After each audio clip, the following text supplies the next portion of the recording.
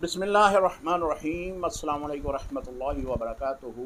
मोहतरम भाई ने सवाल पूछा है कि एक बंदे ने स्टेटस लगाया है कि हज़रत सैयदना इब्राहीम अलैहिस्सलाम के पास फ्रिज नहीं थी, इस सुन्नत पर भी अमल कर लें।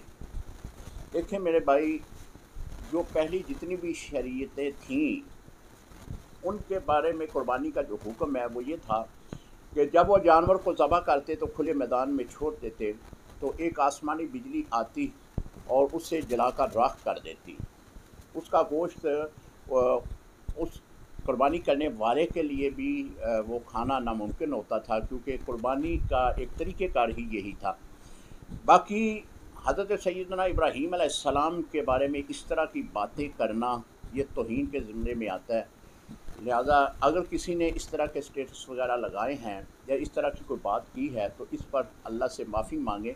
अल्लाह रब्बुल इज़्ज़त के अंबिया इकराम जो हैं वो मासूम हैं, वो बरहक हैं।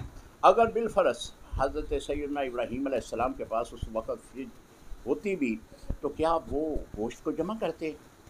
खुदा का खौफ करें, अल्लाह से डरें, इस तरह की बातें नबियों के साथ मनसूब ना करें। नबी के साथ कोई भी बदतमीज़ी वाली बात इस मनसूब करना ये तौहीन के ज़ुमरे में आता है। पता भी नहीं चलता बंदे के अपने तमाम आमाल तबाह व बर्बाद हो जाते हैं। लिहाजा इस तरह के स्टेटस लगाने से इज्तनाब करें, अल्लाह से माफ़ी मांगें। अस्सलामु अलैकुम रहमतुल्लाहि व बरकातहू।